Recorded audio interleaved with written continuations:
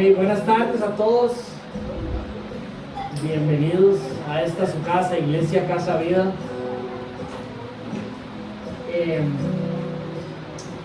Estamos aquí para adorar a nuestro Señor, adorarlo de todas las maneras en que Él nos llama en su palabra, de todas las maneras que podamos. Y les recuerdo que esto inicia con un corazón que reconoce que está frente a Él el día de hoy, en esta tarde. Esto no se trata de hacer cosas para agradar a Dios, sino de con nuestro corazón presentarnos ante Él y vivir la relación que tenemos con nuestro Salvador Cristo. Nosotros no cantamos porque se supone que eso es lo que se hace en la iglesia. Nosotros cantamos porque de esa manera el Señor nos invita a experimentarlo, entonando canciones que hablen de Él y que nos llenan de gozo al recordar que ese al que le cantamos es Dios, es nuestro Salvador y está con nosotros y vive en nosotros. Nosotros no ofrendamos porque a Dios le haga falta plata.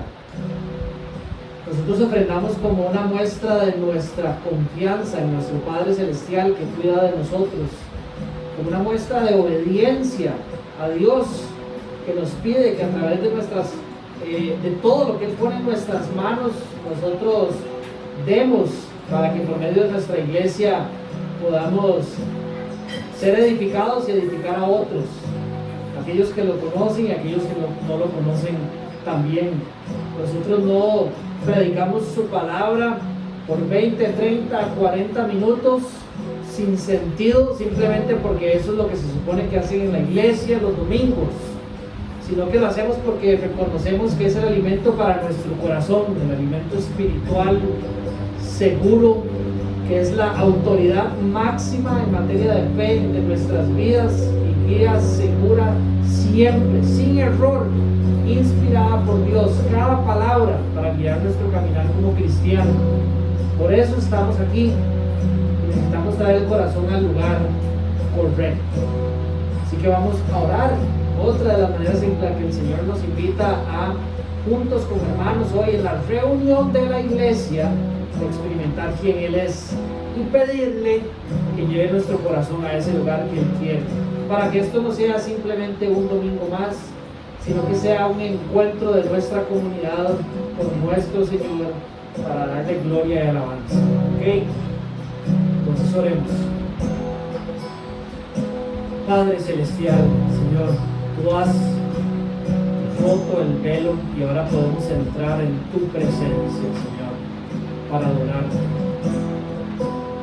En Tu gran amor, Señor, has designado Tu soberanía, que podamos ser esos sacerdotes que presentamos nuestra vida como un sacrificio vivo, agradable a Ti, por lo que Cristo ha hecho en nosotros, por nuestra fe en eso y el poder del Espíritu Santo que habita en Tus hijos. Te damos gracias, Señor, porque hoy estamos aquí, porque Tú nos has tomado la mano, que nos has dado no solo el querer, sino también la facultad de poder hacer y venir aquí a adorarte y alabarte. Padre, Tú eres un Dios bueno, que ha enviado a Tu Hijo, Señor, para reconciliarnos contigo, para tener comunión contigo. Un Dios lleno de amor, Señor, que hoy reconoce nuestras faltas y nada más desea que nosotros vengamos a Tus brazos para recibir Tu consuelo, para que nos lleves por esos verdes pastos, aguas tranquilas, para crecer como esos árboles a la orilla del río, para calmar nuestra sed por siempre. Te damos gracias porque Tú eres ese Padre, porque nosotros somos Tus hijos, Señor. Permítenos adorarte hoy de manera genuina, Señor. sea un domingo más, que creamos en el poder que tú has depositado en la iglesia local, Señor, para crecer juntos. Señor, que hoy podamos ser desnudados ante ti por medio del canto, la oración, el estudio de tu palabra, Señor, para continuar siendo edificados, Señor. Ese es tu deseo, domingo a domingo, Señor. Que de verdad nunca caigamos o podamos corregir nuestro camino, Señor, de que esto no es un check, una lista semanal para cerrar bien y tener puntos a favor para empezar la próxima, sino que podamos reconocer la bendición que hay en que como hermanos, como hermanas, Señor, podamos tener comunidad con el Rey de Reyes y Señor de Señores.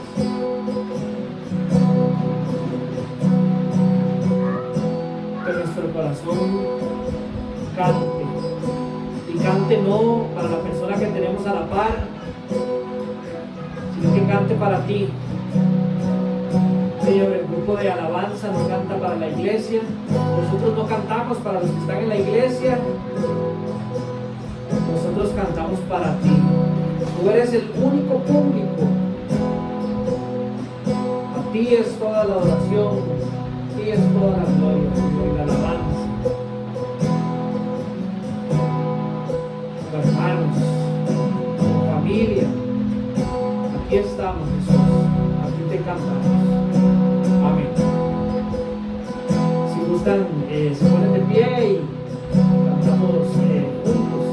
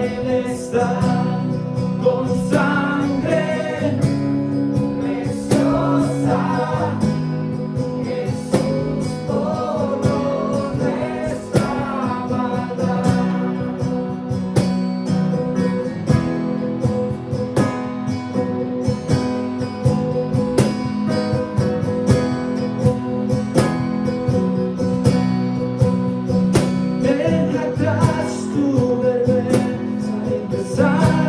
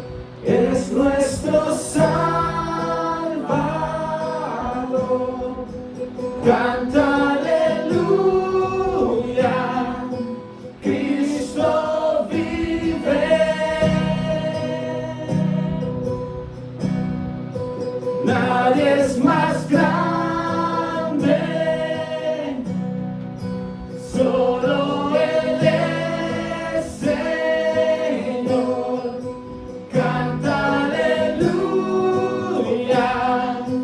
Cristo vive. Oh, cuán hermoso es nuestro Salvador, canta aleluya, Cristo vive.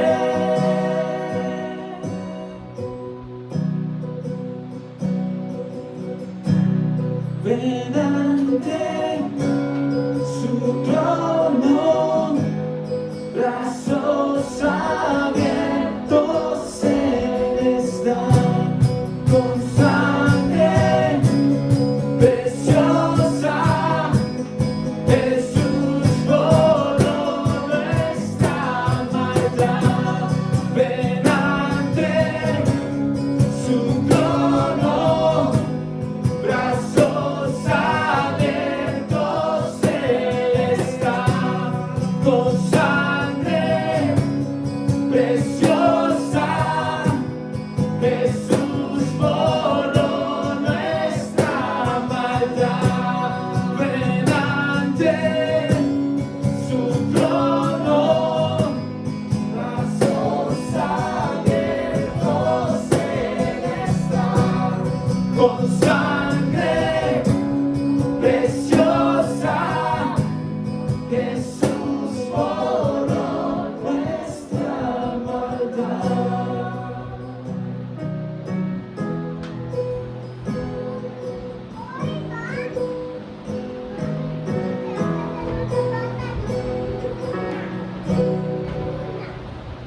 Señor, de verdad te damos gracias porque podemos cantar con seguridad en nuestro corazón que tú, con tu sangre preciosa, borraste nuestra maldad ante Dios. Gracias porque eso es una realidad en nuestras vidas, Señor. Tú pagaste el precio requerido y Dios te resucitó, dando como señal máxima, Señor, que tu palabra era verdad, que tú no solo eres Dios, sino que todo lo que dijiste se cumple, Señor. Gracias por eso. Gracias por dar tu vida por nosotros.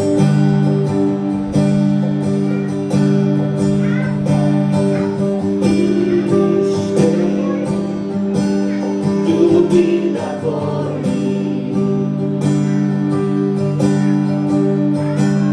tomaste mi lugar al morir. Lavas mi culpa y dolor dentro del mar.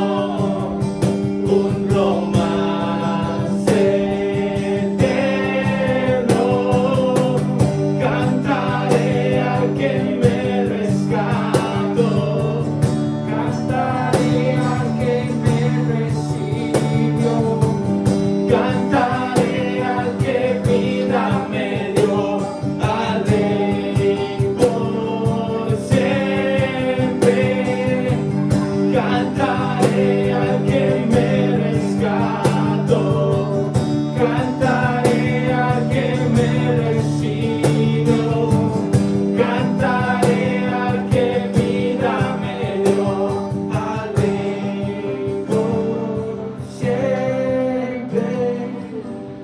Cantaré al que me rescató, cantaré al que me recibió, cantaré al que vida me dio, al Rey por siempre.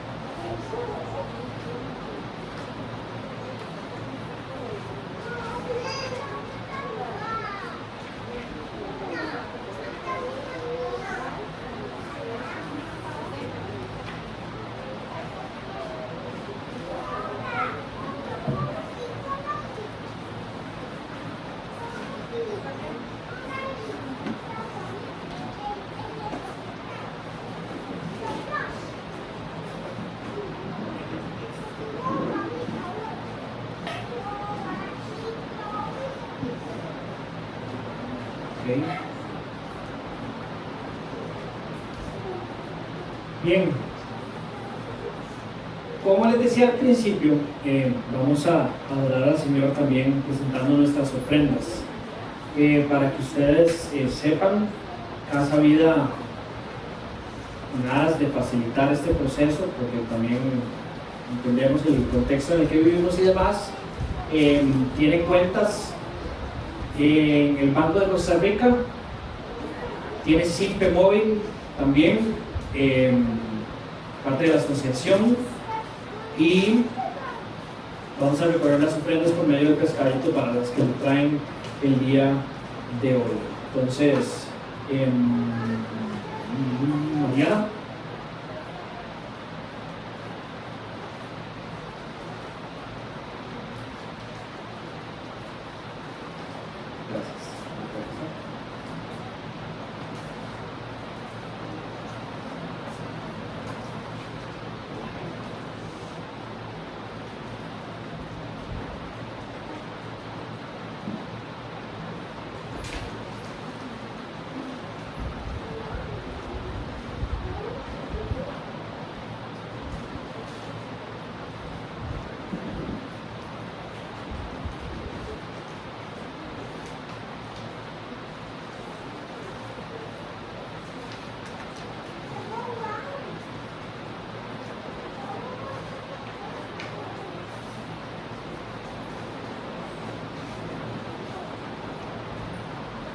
los niños, creo que todos tienen ya sus paquetes, ¿verdad?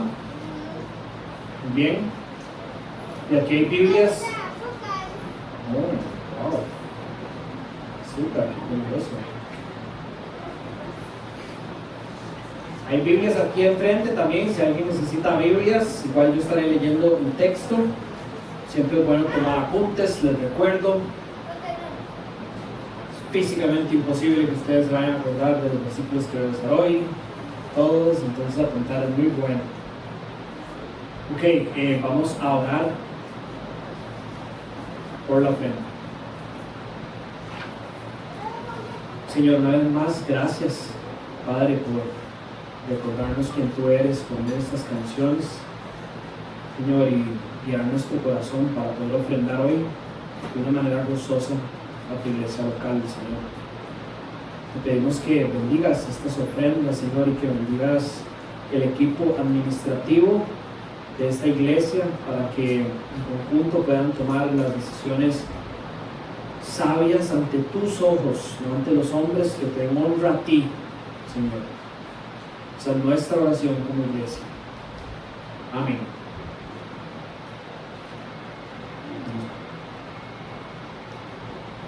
Bien, pasamos unas 2 semanas deliciosas, diría yo, estudiando sobre la muerte y la resurrección de Jesucristo, a cargo de Andrés y de mi persona. Y hoy regresamos al capítulo 5 del Evangelio de Mateo. Recordamos que entre el capítulo 5 y el capítulo 7 encontramos lo que Agustín de Hipona en el siglo V aproximadamente denominó como el Sermón en el Monte. Muchos lo han descrito como un discurso maestro incomparable, y para nosotros un discurso de nuestro rey del reino de los cielos para los ciudadanos del reino, aquellos que habían sido escogidos antes de la fundación del mundo para no solo estar ahí, sino que por medio de su palabra escuchar lo que él tenía que decir de quiénes eran estos ciudadanos, de cuál era el propósito de él al venir a establecer su reino, de cómo él iba a guiar a estos ciudadanos por el camino deseado y correcto, y cómo se iban a manifestar los frutos del caminar bajo esta guía en esos ciudadanos del reino.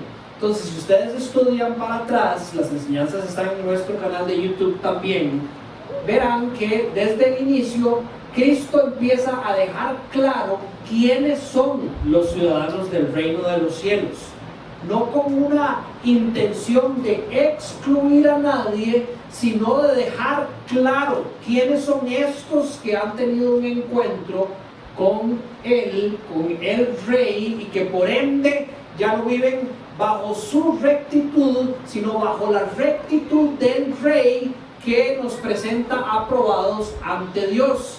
Estos son los bienaventurados, dicen entre el versículo 5 al versículo 10 aproximadamente.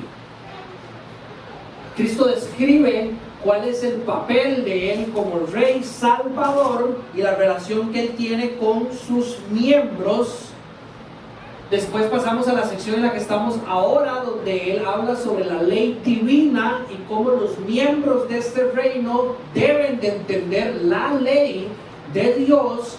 Importantísimo, habíamos denominado esta sección después del versículo 20 como la reforma de la ley por parte del rey, ¿verdad? Porque nosotros podemos ser lastimosamente ciudadanos del reino, es decir, haber sido salvos por el poder del Espíritu de Dios, y perdernos la dicha por falta de entendimiento de caminar sus caminos. Es una realidad bíblica. O peor aún, creer que somos ciudadanos y no ser. Entonces Dios viene por medio de Cristo y revela la claridad necesaria de su ley para que los ciudadanos tengan confianza y puedan construir su vida sobre los fundamentos adecuados. Ustedes han escuchado que la ley dice X y X y X. Estamos en esa sección. Jesucristo viene a decir: yo les vengo a explicar que eso que ustedes han escuchado, que eso que por la oscuridad de su corazón y el deseo de complacer a la carne han torcido, no es así, sino que esto es lo que verdaderamente viene a regir. Y una vez más, el día de hoy vamos a encontrar la gran verdad de parte de nuestro Rey. Él quiere nuestro corazón, un corazón puro, que como resultado haga obras buenas ante sus ojos. Él no quiere ciudadanos dentro de un reino que hagan un montón de obras que se supone que son buenas, pero que sus corazones estén alejados de Él, sino más bien los corazones. Y de aquí esta reforma, no una nueva ley, sino revelación de que era una ley que apelaba al corazón del hombre y no a una serie de acciones superficiales de personas alejadas de Dios. sacrificios a Dios que él cataloga como trapos de inmundicia, porque el corazón no está ni cerca de lo que él quiere como rey. Hoy vamos a leer del versículo 33 al versículo 37. Este segmento ustedes lo pueden encontrar de una manera muy similar, enseñado por Santiago en su carta en el capítulo 5. También, por si quieren estudiarlo más a profundidad, si tienen una Biblia de comentario, pueden ir también al texto de Santiago y ver cómo Santiago enseña a las iglesias en la dispersión esta enseñanza que habían recibido de Cristo Jesús. Versículo 33 dice: también han oído que se dijo a los antepasados: no jurarás falsamente, sino que cumplirás tus juramentos al Señor. Ese es el mandato: no jurarás falsamente, sino que cumplirás tus juramentos al Señor. Viene la reforma. Pero yo les digo, no juren de ninguna manera, ni por el cielo, porque es el trono de Dios, ni por la tierra, porque es el estrado de sus pies, ni por Jerusalén, porque es la ciudad del gran rey, ni jurarás por tu cabeza, porque no puedes hacer blanco o negro ni un solo cabello. Y viene la nueva instrucción: antes bien, sea el hablar de ustedes sí, sí, o no, no, porque lo que es más que esto o de esto procede del mal. Es decir, lo que se sale de este parámetro no viene de Dios. Si nosotros pudiéramos resumir estos textos, nos daríamos cuenta que en el fondo estamos hablando de la importancia de decir la verdad por la dirección que Cristo le está dando y el público que tiene enfrente. Él va a usar los juramentos para instruir, al final de cuentas, la importancia de, con un corazón genuino, siempre buscar decir la verdad. Y más aún, estamos hablando, podríamos dividirlo en estas dos partes, de un compromiso genuino de parte de la mente y corazón al hablar, y una verdadera intención, de nuevo, que tiene que provenir de ese corazón genuino, de que esa verdad que fue hablada pueda ser respaldada con mis acciones.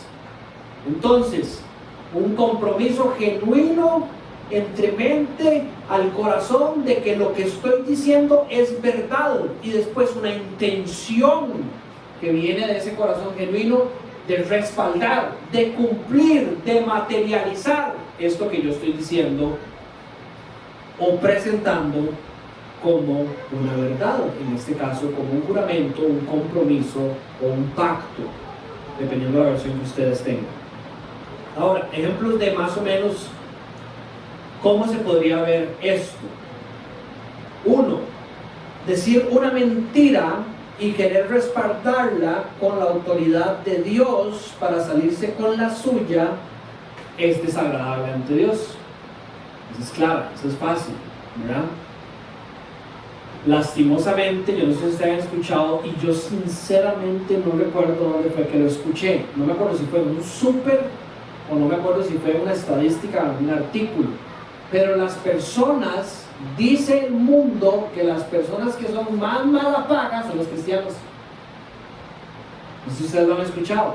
Creo que era un supermercado, porque son aquellos que vienen a pedir, por decir, fiado, y utilizan su nombre o, ¿verdad?, la etiqueta de cristianos como lo suficiente para que pueda usted confiar en mí, y son los que más les cuesta después acercarse a pagar. Puede ser que estén diciendo mentiras, ¿verdad?, y que estén usando el nombre de Dios para respaldar ese pacto que están haciendo, es decir, en ese momento de que yo regresaré a pagar mañana, por decir algo, y que no pase, ¿verdad? Ejemplo número 2. Decir la verdad y no tener una intención en el corazón de respaldarla es como mentir. Esto es desagradable a Dios. Entonces lo que estoy tratando de hacer aquí es traer de lo macro a lo micro, para que, y esta es mi intención también, todos nos demos cuenta que estamos dentro del mismo saco. Aquí no hay nadie mejor que el otro, todos estamos en el mismo saco y todos deberíamos de querer exactamente lo mismo: un corazón puro que hable verdad y que busque respaldar esa verdad con los actos. Entonces el ejemplo número 2 es decir la verdad, que salga de aquí, pero en el fondo no tener una intención en el corazón de respaldarla. Eso es igual que mentir. Entonces, todos hemos estado ahí. Estamos en una conversación, hay algunas personas que conocemos y alguien dice, por ejemplo, entonces, ¿qué? ¿Vamos a surfear mañana en la tarde? Sí, bro, yo le llego. En el fondo de mi corazón yo sé que yo no voy a ir a surfear mañana en la tarde. No me gusta surfear en mañana, no me gusta surfear en las tardes, a mí, más así tan claro. Además, ya si está oncho, ya no me gusta, ¿verdad? Pero aún así digo, sí, yo le llego. Estoy proclamando una verdad, la persona está escuchando algo que yo voy a hacer y estoy adquiriendo algún tipo de compromiso con esas personas, pero en el fondo de mi corazón no hay intención de cumplir. Eso es desagradable ante Dios también. Punto número 3. Decir la verdad y no tomarse el tiempo para pensar si uno puede respaldar lo que está diciendo. Esto también es desagradable a Dios. ¿Cómo se ve esto? Por ejemplo, mi esposa me dice que vamos a pasear la primera semana de julio y yo le digo, sí, vamos. Yo estoy adquiriendo un compromiso con ella, lo estoy confirmando con mi boca y mi corazón tiene ganas de ir a pasear con ella la primera semana de julio, pero yo no me tomé el tiempo para verificar, y esto no hay que hacer una investigación de, ¿verdad?, método científico y demás, verificar si yo en realidad voy a cumplir mi palabra. ¿Cómo se podría ver esto? De ahí, reviso y me doy cuenta que la primera semana de julio son mis exámenes finales, que además viene una visión y que además ya tengo una reunión con alguien, ¿verdad? En el momento yo le dije que sí, la intención de mi corazón era cumplir esa verdad, pero fui muy ligero para hablar. No consideré verdaderamente la profundidad del asunto y al no cumplir quedó como un mentiroso, y eso es desagradable a Dios también. Entonces, si voy a hacerlo o no voy a hacerlo, si puedo o no puedo, lo que tenemos que hacer es planearlo y revisarlo, confiando en Dios y descansando en su soberanía. De esta manera adquirimos un compromiso genuino en el corazón y una intención verdadera de cumplirlo, confiando en Dios y en su soberanía. Vamos a explicar esto más adelante, pero lo que quiero rescatar aquí de esta última afirmación es que tiene que haber un ejercicio verdadero y honesto entre mi mente y en mi corazón antes de hablar. Debe haber un ejercicio intencionalmente genuino de querer respaldar lo que estoy diciendo, y al mismo tiempo tiene que haber una confianza en que al final de cuentas Dios es soberano y Él está en control de todas las cosas y Él es Dios, no yo. ¿Por qué es importante esa aclaración?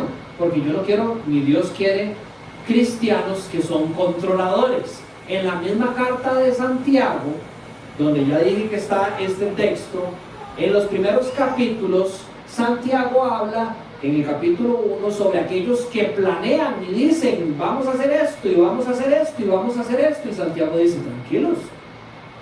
tranquilos. Sí, primero pongan a ese Dios soberano enfrente y digan, si el Señor quiere, ya vamos a hablar de eso, ¿verdad?, que ha sido una muletilla pésimamente usada dentro de aquellos que se creen cristianos y de entre los cristianos, ¿verdad? Pero es importante que no se nos olvide para que no caigamos en ese escenario de control absoluto y de decepción absoluta cuando nos demos cuenta que las cosas cambian que yo no puedo controlar todas las cosas y que voy a ser incumplido. Pero después de hacer el ejercicio que ya les dije que tenemos que hacer, vamos a ver esto más detalladamente. Punto número 1 con referencia al texto. ¿Qué es lo que se había dicho a los antepasados? Dice el versículo 33, no jurarás falsamente, sino que cumplirás tus juramentos al Señor. ¿Cuál es el origen de este mandamiento? Al igual que los otros mandamientos que Jesucristo viene reformando, este lo encontramos también en Éxodo capítulo 20, específicamente en el versículo 7. Respaldado también por otros textos en el libro de Números, en el libro de Deuteronomio y en el libro de Levítico, por ejemplo en el capítulo 19, donde él una vez más está enlistando sus mandamientos: no hurtarán, no engañarán, ni mentirán los unos a los otros. Y acompañado de ese mandato de no mentirse los unos a los otros, no jurarán en falso por mi nombre, profanando así el nombre de tu Dios. Yo soy el Señor. No jurarán en falso. En otras palabras, no mientan con el nombre del Señor a sus espaldas. Ahora, ¿cuál es el propósito de que Dios dé este mandamiento específicamente a su pueblo? Vamos a ir de nuevo de lo macro a lo micro. Dios le viene revelando en el Éxodo, en los primeros 5 libros, de hecho, del Antiguo Testamento, la ley a su pueblo. Recuérdense, nota teológica, a esto se le llama el Pentateuco, ¿verdad? O también la gente lo conoce como la Torá, especialmente el pueblo de Dios, el pueblo judío, ¿verdad? Los primeros 5 libros de la ley que se encuentran en el Antiguo Testamento, en ese orden: Génesis, Éxodo, Levítico, Números y Deuteronomio, ¿verdad? Él viene dándole esta ley a su pueblo. Ahora, ¿cuál es el propósito principal de la ley? Que además venimos estudiando semanas atrás. El número 1 era limitar el mal.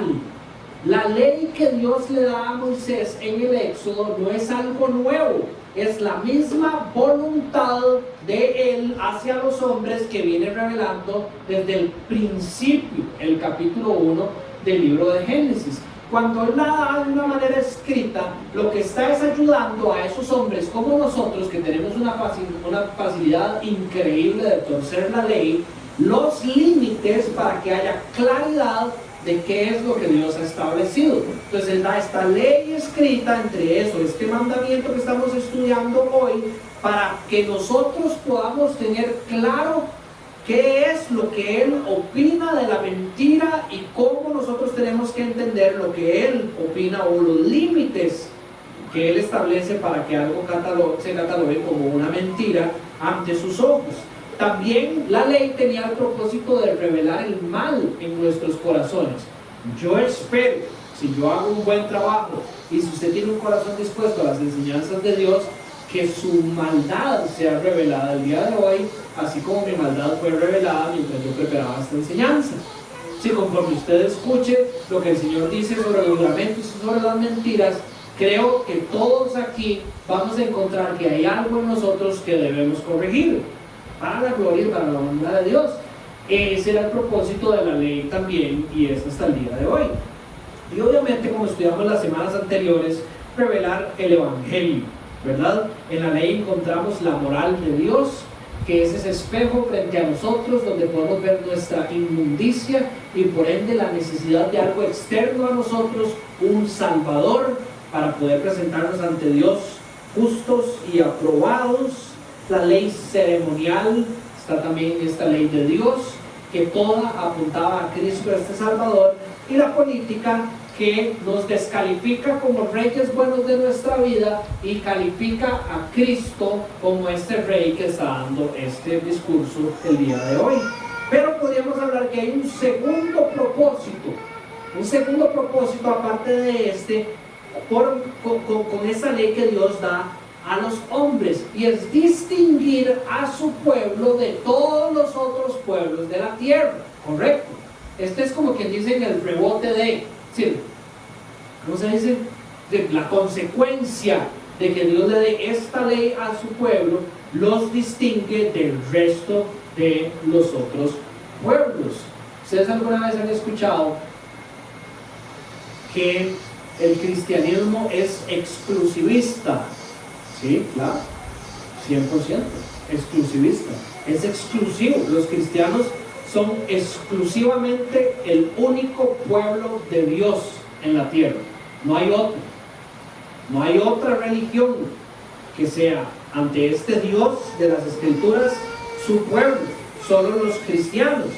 Dios le daba la ley al pueblo de Israel y por ende los excluía del resto del mundo y los hacía su representante en la tierra, curiosamente, exactamente igual que la iglesia, ¿verdad? Ahora, la ley de Dios estaba en este pueblo para que este pueblo caminara entre los demás pueblos según la ley de Dios, para que los demás pueblos pudieran ver a Dios. ¿Con qué objetivo? Con que los otros pueblos dijeran, no, ellos tienen a Dios y nosotros no. No, para que ellos pudieran ver ese Dios que quería comunión con ellos también. No vamos a entrar en este tema, pero la relación de Dios no es exclusiva con el pueblo de Israel, es exclusiva con su pueblo. No es exactamente lo mismo. Si alguien tiene una pregunta, le puedo responder más tarde. Pero ustedes ven, por ejemplo, Ruth, que no era parte del pueblo de Dios y tiene no solo un rol importante, no era el pueblo de Israel, pero tiene un rol importante dentro del pueblo de Dios y una relación con nuestro Dios también. Entonces, este pueblo tiene esta ley para revelar a Dios al mundo. ¿Por qué esto es importante? ¿Y por qué para nosotros es importante vivir la verdad en el tiempo de hoy de la iglesia? Romanos dice que todos los seres humanos tienen escrita la ley en su corazón, de alguna manera, no igual que los cristianos, ¿verdad? Podríamos decirlo de esta manera: la ley de Dios corre por las venas de todos los seres humanos.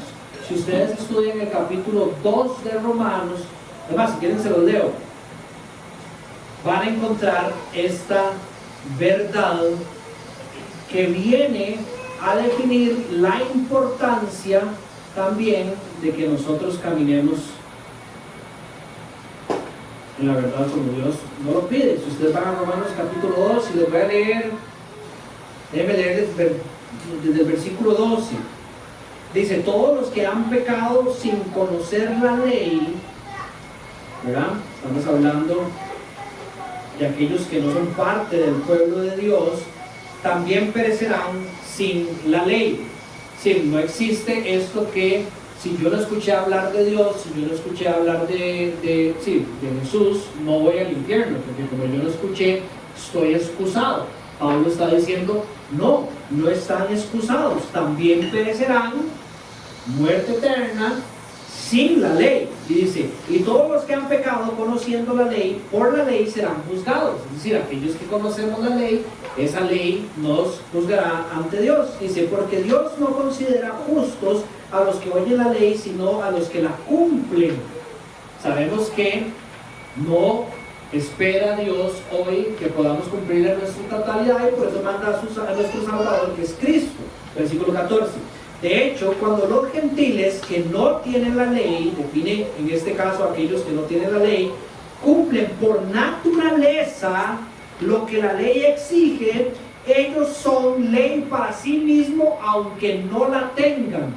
Es decir, en la naturaleza de aquellos gentiles, de los que no conocen la ley, cuando ellos cumplen la ley, esto se convierte en lo que los va a juzgar a ellos ante Dios. Estos muestran que llevan escrito en el corazón lo que la ley exige, como lo atestiguan sus conciencias, pues sus propósitos y pensamientos algunas veces los acusan y otras veces los excusan. Así sucederá el día en que por medio de Jesucristo Dios juzgará lo secreto de toda persona como lo declara mi evangelio, dice el apóstol Pablo. Entonces, nosotros somos los representantes de la verdad de Dios,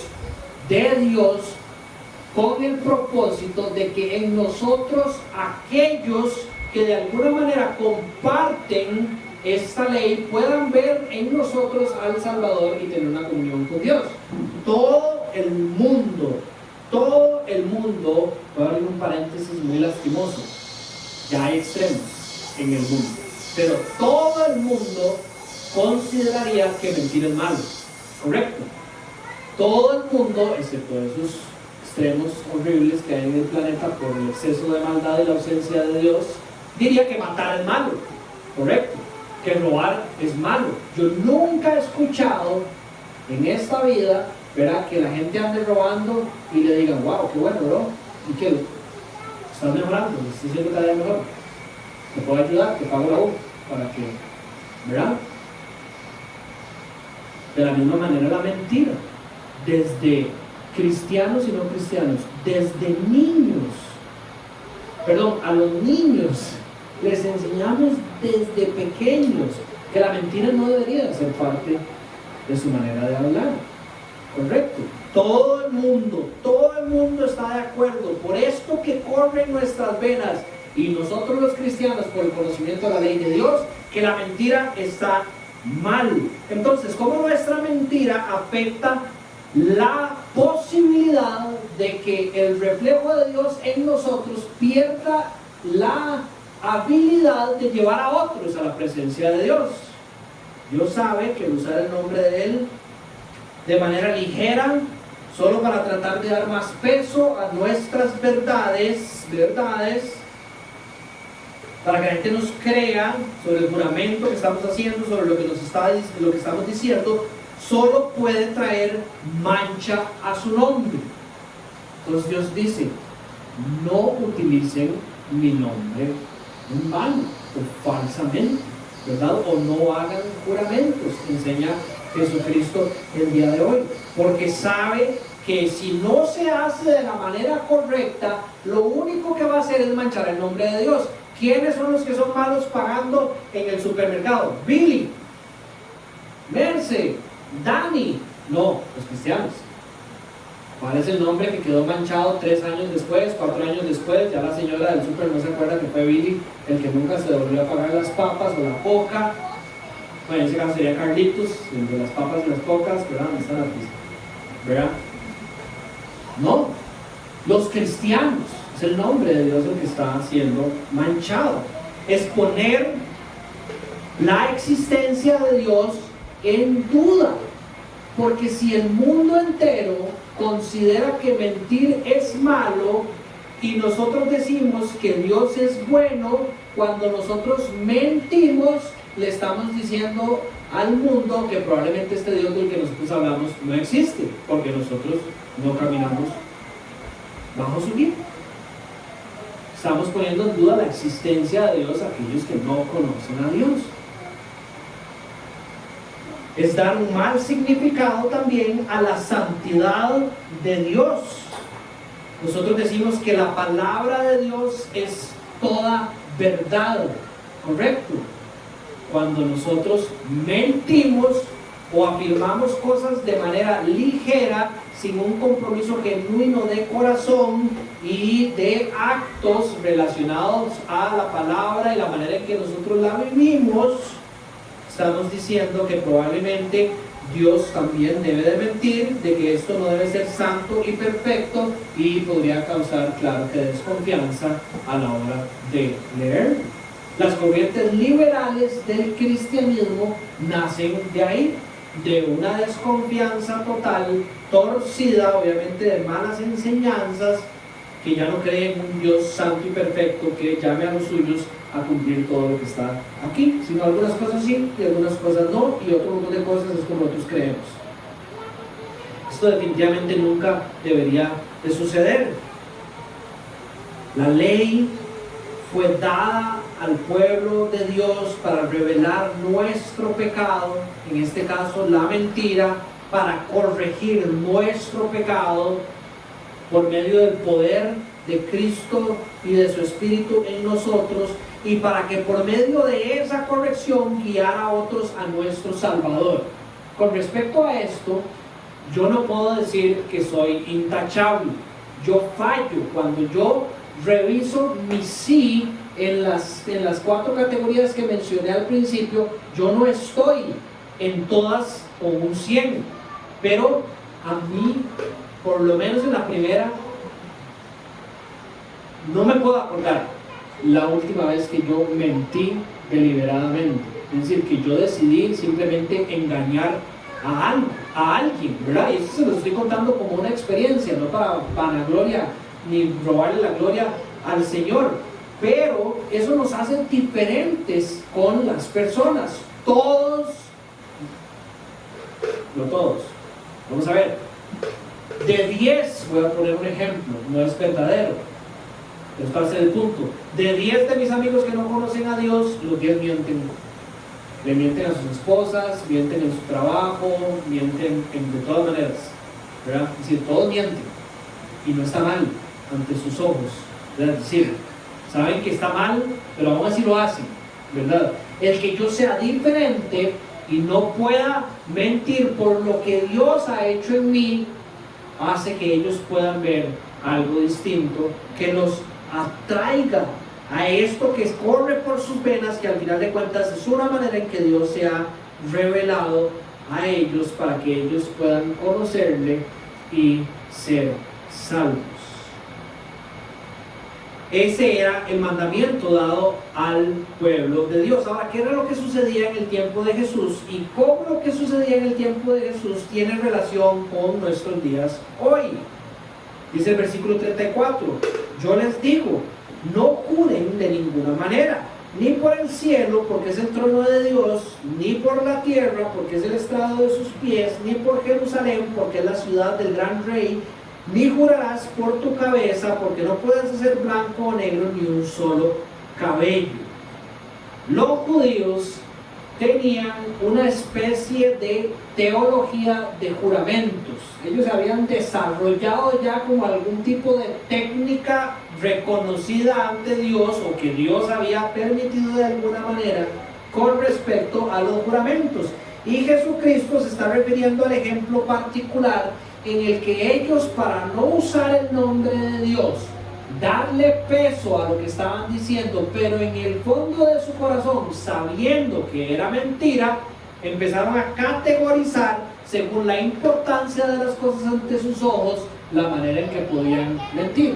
Entonces, ante el cielo, ¿verdad? Algo muy grande, donde vive Dios, Jesucristo lo lleva más allá y dice, ese es el trono de Dios, ni por la tierra, porque ese es el estrado de sus pies. Ahí también está Dios, ni por la gran ciudad de Jerusalén, que es la ciudad del rey. Ahí también está Dios, ni por su cabeza, es decir, viene desde lo más alto hasta lo más pequeño, porque eso tampoco es de ustedes, es de Dios. Básicamente les está diciendo, cualquier cosa que ustedes quieran poner en la mesa para darle credibilidad a sus mentiras, es exactamente lo mismo que usar el nombre de Dios, porque Dios es el dueño de todas las cosas. Deuteronomio 10, versículo 14, dice, he aquí el Señor tu Dios, al Señor tu Dios pertenecen los cielos y los cielos de los cielos y la tierra y todo lo que hay en ella. Es increíble que el pueblo de Dios se había torcido de tal manera como para poder tener esa teología de juramentos, mentir respaldando con diferentes cosas que no fueran en nombre de Dios, para de esa manera escapar del juicio divino. Salmo 24:1, su salmo de David, del Señor es la tierra y todo lo que hay en ella, el mundo y los que le habitan. Primera de Corintios, ya en el Nuevo Testamento, capítulo 10, versículo 26, porque del Señor es la tierra y todo lo que hay en ella, citando las palabras del Antiguo Testamento, en las palabras del apóstol Pablo, afirmando que cualquier cosa que nosotros usemos es al mismo tiempo usar el nombre de Dios. ¿Qué le está diciendo a la iglesia hoy que de alguna manera está viciada con estas mismas cosas que encontramos en el pueblo de Dios, que no debería de existir una teología de juramentos, que nosotros somos ciudadanos de un reino y este reino es un reino específico que el rey está definiendo en este discurso. Todas las cosas en nuestras manos son de este rey. Nuestra vida, todo lo que nosotros disfrutamos es del rey también. Él es el dador de vida, el sostenedor de vida. De él viene el gozo en nuestra vida para las cosas que compartimos, y nos llama a vivir como fieles representantes de este rey del cual nosotros decimos que somos ciudadanos. Y ahí debería estar nuestro gozo, el gozo de poder decir al final del día: no mentí como todos los demás. Y cuando yo veo mi vida y veo las cosas en que mi sí tiene que mejorar y mi no tiene que mejorar, yo me avergüenzo, pero por medio de corregirlas, la próxima vez espero no avergonzarme, sino sentir gozo de que estoy siendo un buen representante de Dios. Tenemos esa oportunidad. ¿Ustedes se acuerdan cuando uno era chiquitillo? Creo que aquí en Osara también sucede, que a ustedes los escogían para llevar la bandera el 15 de septiembre, adelante, en los delfines, ¿verdad? En los desfiles. De hecho, José me estaba diciendo que la semana pasada lo dejé aquí parado como si fuera el abanderado, toda la enseñanza. Hay que conseguirles unos bancos a los músicos para la próxima, ¿verdad? Pero uno se sentía honrado. Por ejemplo, en San José, que había muchos colegios en la zona en la que uno estudiaba, ¿verdad? Si a uno le tocaba llevar las banderas, o si uno tenía una posición especial en un desfile, uno se sentía honrado porque uno estaba representando al colegio en el que uno estudiaba y el que uno amaba. Imagínense ahora, si Dios les está diciendo: ustedes pueden representarlo, ustedes pueden hacerlo bien, suficientemente bien para que sea bueno ante mis ojos. ¿Sabe qué bueno acostarse en la noche y decir: fui fiel y buen representante de Dios? Ustedes saben qué gratificante es cuando alguien llega y se acerca a ustedes y les dice: por tus palabras y por tu vida yo me acerqué a Dios. Yo llegué a conocer aquel del que yo había escuchado, aquel de donde viene todo lo correcto y todo lo bueno. Lo vi en ti y ahora por medio de eso tengo una relación con ese Salvador que es Cristo Jesús. No hay nada que debería causar más gozo en nosotros que eso. No hagan nada, en este caso comprometerse, según las palabras de Cristo, sin un corazón que genuinamente busque representar al Señor. Punto número 3, viene la pregunta entonces. Según el texto, ¿se puede jurar en el nombre del Señor? Esa es una pregunta que todo el mundo se ha hecho, y si no, tal vez se la hicieron el día de hoy. Entonces, ¿se puede o no se puede jurar en el nombre del Señor? Aclaraciones en uno estudiado antes. Un cristiano no puede hacer un juramento que no involucre a Dios. Es decir, no podemos usar nada para hacer un juramento, ni nuestra vida, que automáticamente no esté ligando a Dios a ese juramento. No hay ninguna verdad que nosotros digamos en la que no estemos arrastrando a Cristo con nosotros. Si nosotros somos gozosos en decir que Él es nuestra cabeza y que nosotros somos el cuerpo, ¿verdad? Tenemos que aceptar también que cuando nosotros damos un mal paso, estamos trayendo la cabeza con nosotros y al cuerpo. Los malos son los cristianos, ¿verdad? Es el cuerpo entero y Cristo la cabeza. Entonces, puede jurar en el nombre del Señor, o puede jurar, por consecuente, un cristiano puede jurar. Algunos han tomado una posición de que por lo que dice el texto no se puede. Por ejemplo, en Estados Unidos, y yo no sé cómo es aquí en este país, a las personas en un juicio les hacen poner la mano sobre la Biblia y los hacen decir, tell the truth, the whole truth, and nothing but the truth, so help me God, right? Un juramento de que yo voy a decir la verdad y nada más la verdad y que Dios me ayude.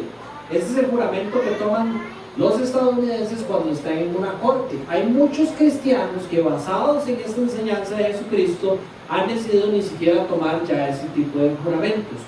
Yo no comparto esa posición y les voy a decir por qué. Número uno, Jesucristo parece validar la importancia de los juramentos y de estar ante una posición donde Él tiene que jurar decir la verdad.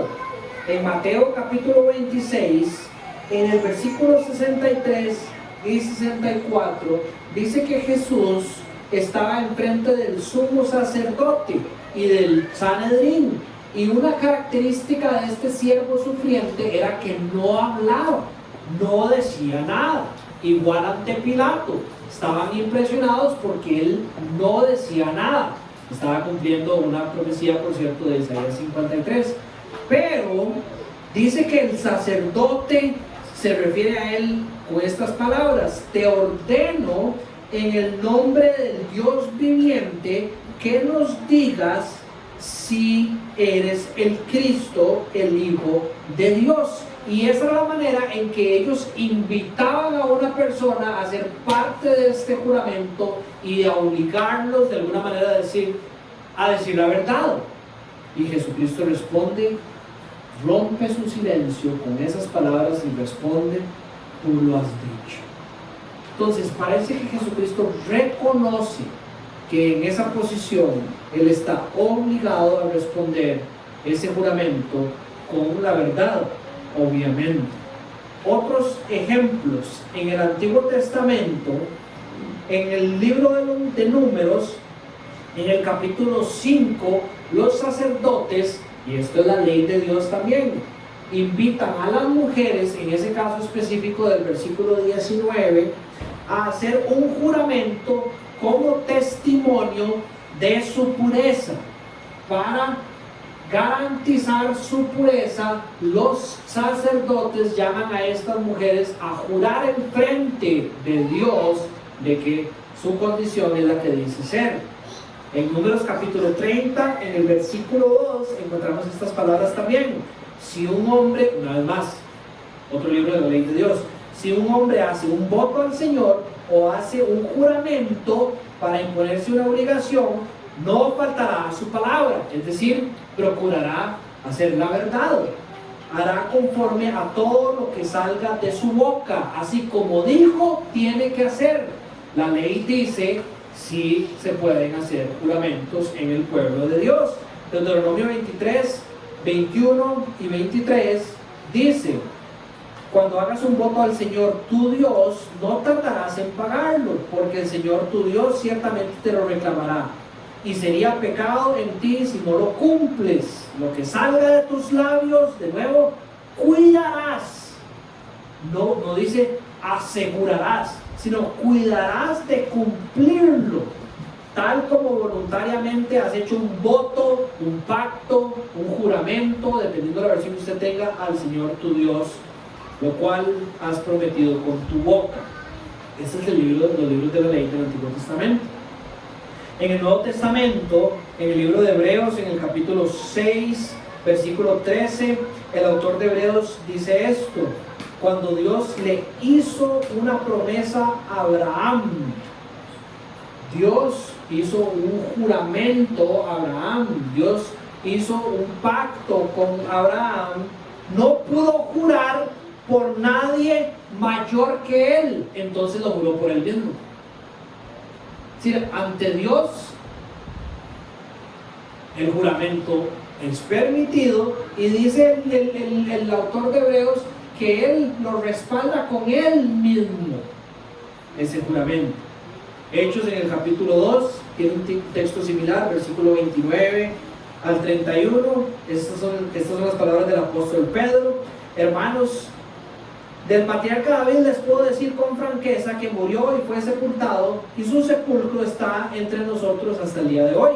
Pero siendo profeta, David, sabiendo que Dios le había jurado sentar a uno de sus descendientes en su trono, con la seguridad de que el sí de Dios es siempre sí, ¿verdad?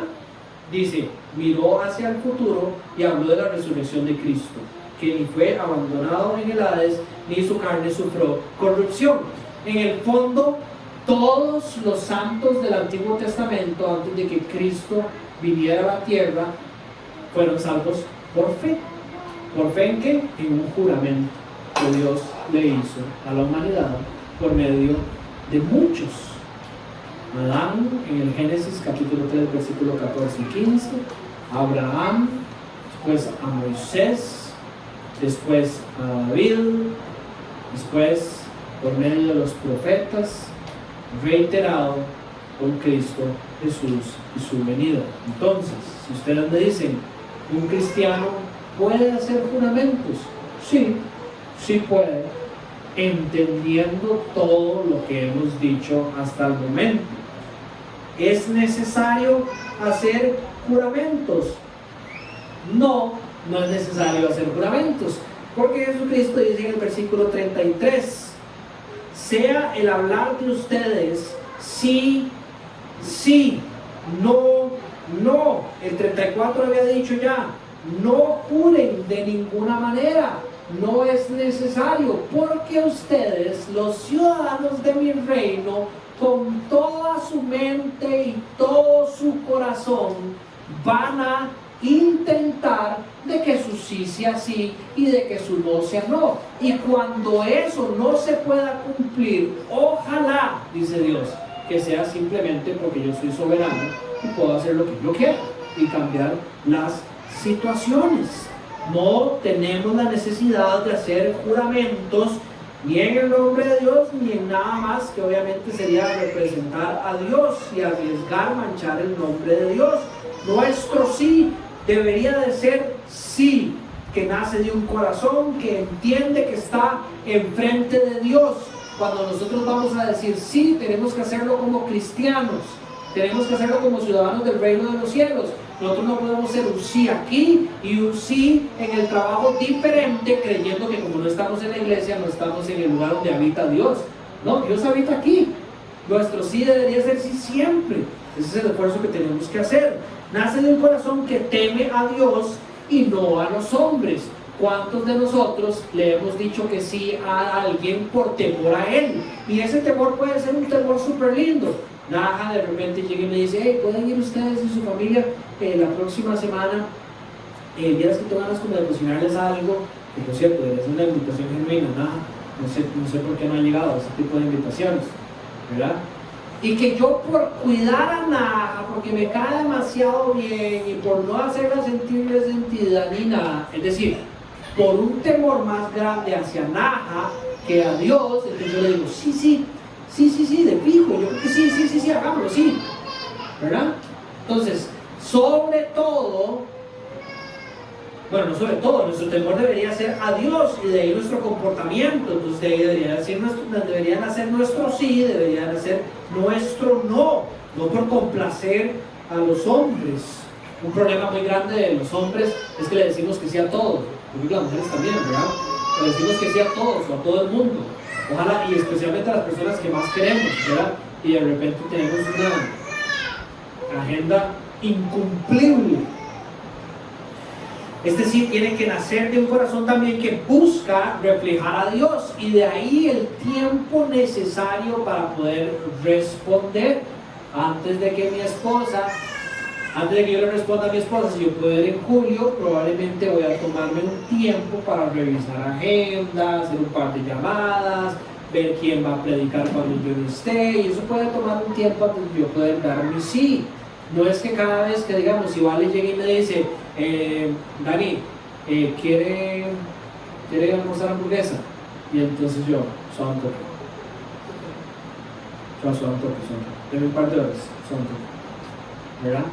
Sí, no es así, ¿verdad? Como si dice nada, una profundidad, digamos, pero sí tiene que buscar que refleje a Dios mi comportamiento, mis palabras y mis hechos. Por tanto, voy a quererme asegurar de que la respuesta que yo voy a dar siempre vaya a ir acorde con lo que va a suceder y que yo lo pueda respaldar hasta donde el Señor me permite, que ahí es donde uno llega al famoso si Dios quiere. Una muletilla terrible en Costa Rica que los cristianos debería de más bien apuntar al descanso que hay en un Dios soberano. Entonces volvemos a lo mismo.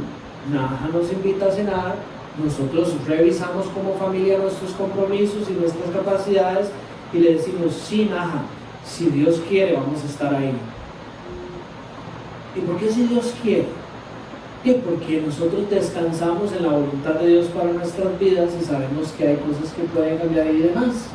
Y si algo llega a cambiar, deberíamos de tener la intencionalidad para cuidar el nombre de Dios, de llamar a Naja, no simplemente no llegar y decirle, mira, vieras que esto pasó, estamos muy apenados porque teníamos un compromiso con vos y no lo logramos.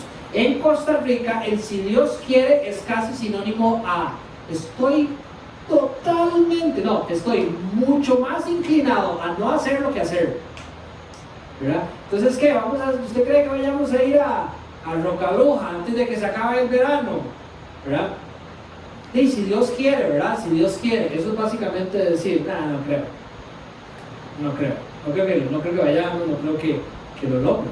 No podemos, tenemos que cambiarle esa definición al si Dios quiere, ¿verdad?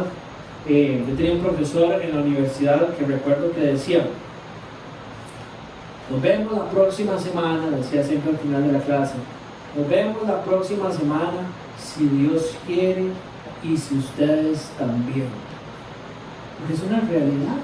El Señor nos ha dado la capacidad de tomar esa decisión genuina que lo va a reflejar a Él. ¿Usted conoce profesor o qué?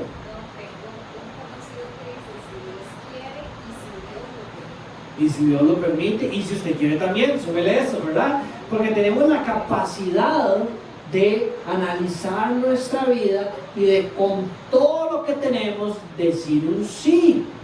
Y claro, dependemos de la soberanía de Dios, pero nosotros tenemos que querer también y darle, como que dicen, con todo.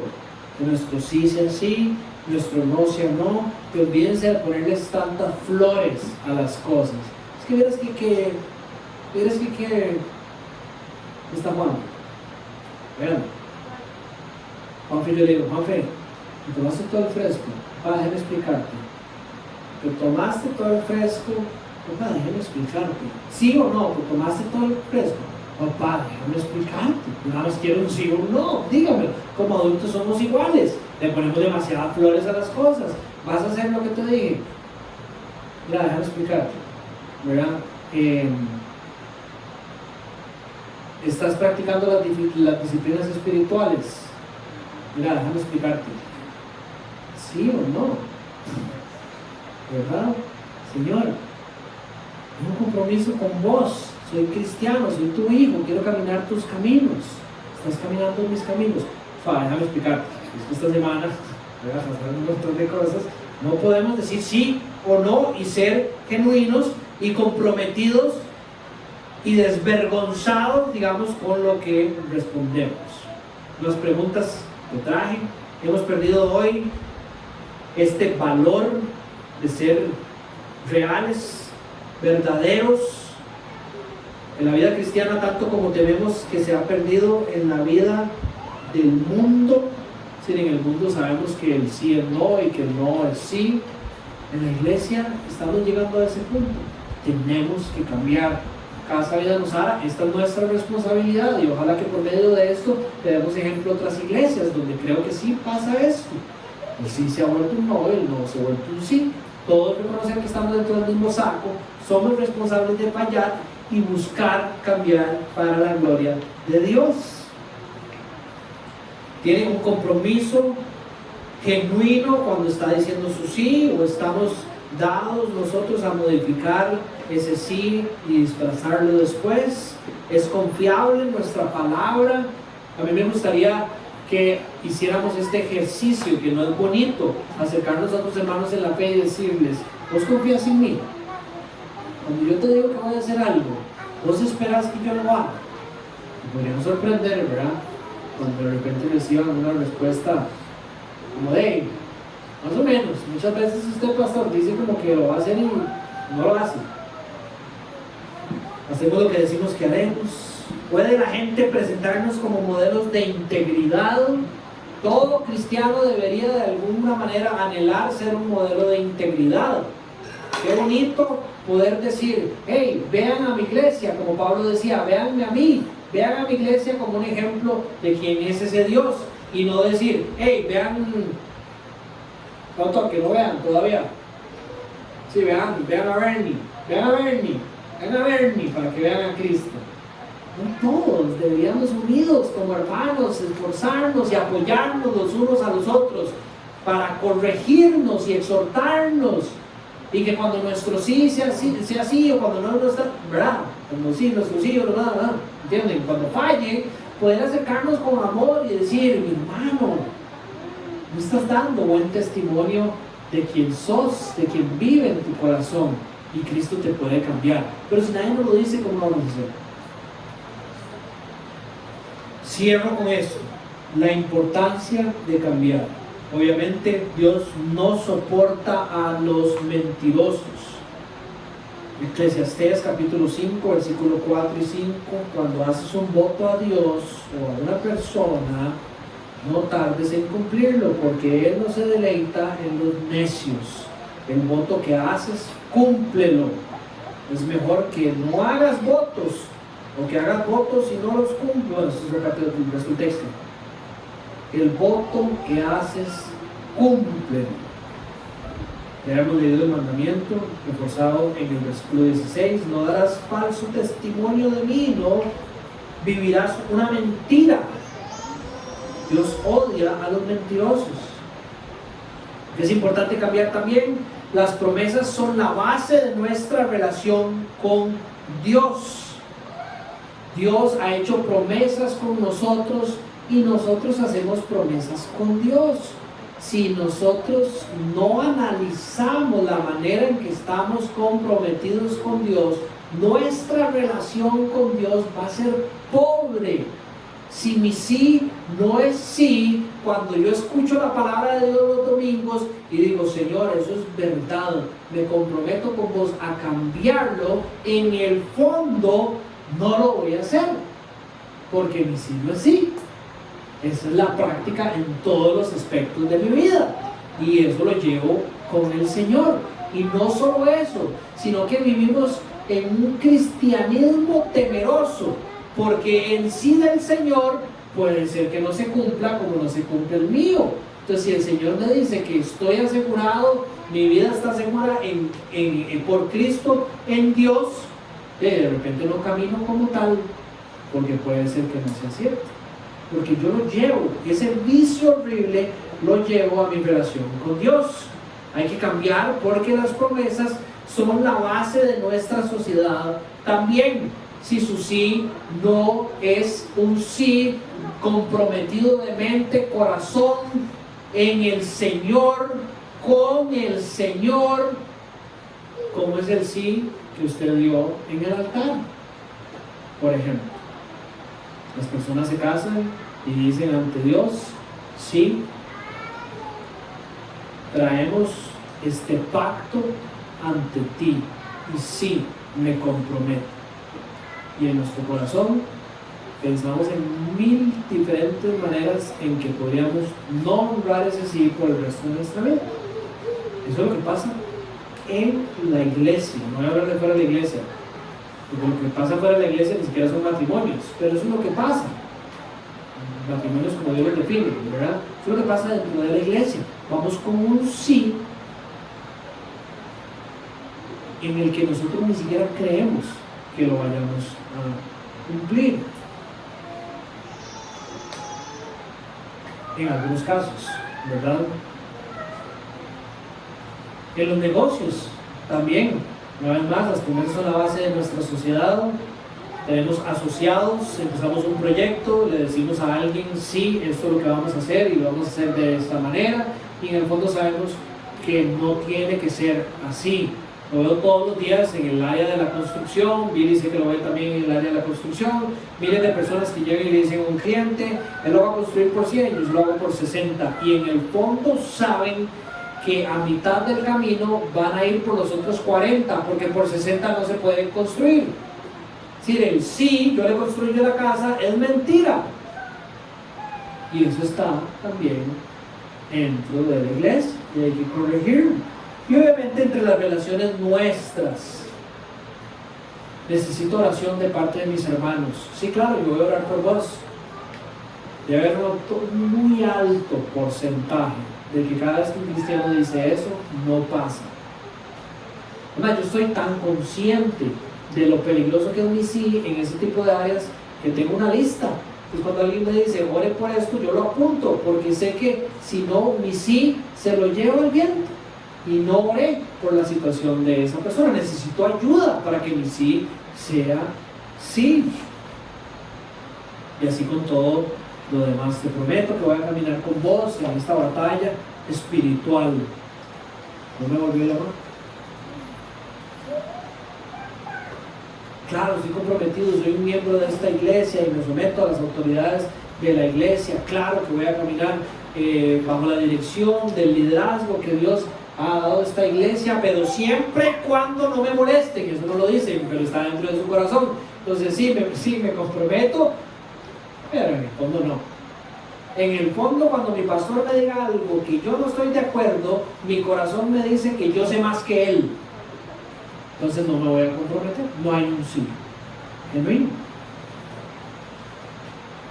No se pueden tomar promesas, juramentos, sís o no a la ligera. No es parte del caminar cristiano. Siempre estamos en la presencia de Dios cuando hablamos y cuando usamos un sí y un no. Él siempre nos está escuchando. Recuerden eso. Y cada promesa que hacemos, cada palabra que hablamos enfrente de su casa, y Él viene con nosotros a donde nosotros lo estamos llevando. Y por eso nuestra diligencia y querer revisar nuestra mente, nuestro corazón, para que cada día más nuestro sí sea un sí, no un no, y no mentir. ¿Ok? Hay 580 aplicaciones prácticas o ejemplos que podríamos dar en nuestro día a día que no voy a poder abordar, pero vamos a abrir una sección de preguntas antes de tocar la última canción, por si alguien quiere o compartir un ejemplo con el que está batallando o tiene alguna duda. Voy a parar el video.